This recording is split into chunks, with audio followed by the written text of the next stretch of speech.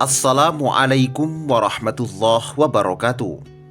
Sahabat beriman yang dirahmati Allah, setiap yang bernafas termasuk kita manusia pasti akan mengalami kematian, menemui ajal. Sebab kematian adalah hak dan pasti terjadi. Namun kapan waktunya tak seorang pun yang mengetahuinya, karena hal itu merupakan misteri dan rahasia ilahi.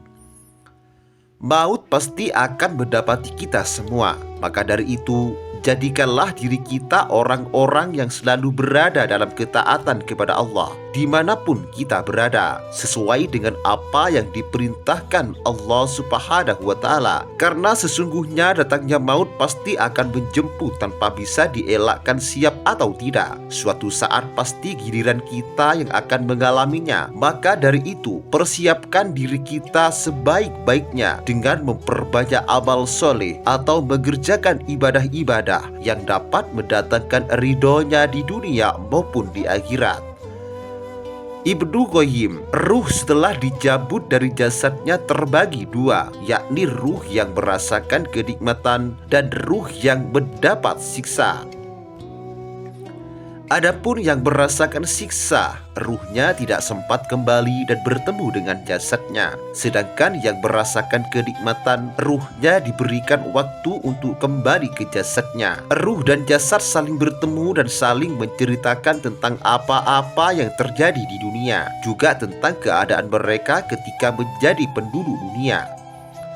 Rasulullah Shallallahu Alaihi Wasallam bersabda, sesungguhnya seorang hamba yang beriman apabila habis masa hidupnya di dunia ini dan akan berpulang ke alam akhirat, turunlah kepadanya malaikat dari langit yang berwajah putih, seakan-akan wajah mereka adalah matahari. Mereka membawa kain kafan dari kain kafan surga dan wewangian dari wewangian surga. Lalu mereka duduk di dekatnya sejauh mata memandang. Kemudian datanglah malaikat maut yang langsung duduk di dekat kepalanya. Lalu ia berkata, "Hai jiwa yang baik, keluarlah kamu menuju kepada ampunan dan ridho dari Allah." Maka keluarlah ruhnya dengan mudah seperti setetes air yang keluar dari mulut wadah minuman. Lalu malaikat maut mengambilnya. Apabila malaikat maut telah mengambilnya, maka dia tidak membiarkannya berada di tangannya barang sekejap pun, melainkan para malaikat itu mengambilnya dengan segera. Lalu mereka masukkan ke dalam kain kafan dan wewangian yang mereka bawa itu.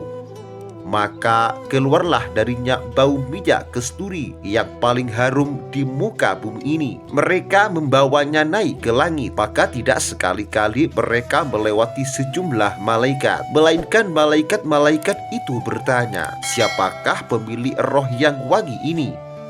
Para malaikat yang membawanya menjawab, "Fulan bin Fulan," dengan menyebutkan nama terbaiknya yang menjadi sebutan namanya ketika di dunia. Hingga sampailah mereka ke langit pertama. Lalu mereka mengetuk pintunya dan dibukakanlah pintu langit untuknya. Maka ikut mengiringnya semua malaikat yang menghuni langit pertama itu sampai ke langit berikutnya, hingga sampailah ia ke langit yang ketujuh. Maka Allah berfirman, "Catatlah bagi hambaku ini catatan orang-orang yang masuk surga Illiyin." Setelah melewati perjalanan dari langit, ruh kemudian dikembalikan ke bumi dan kemudian kembali ke dalam jasadnya. Karena sesungguhnya Allah menciptakan mereka dari tanah, maka dikembalikan mereka ke tanah, dan Allah akan hidupkan mereka dari tanah yang lain.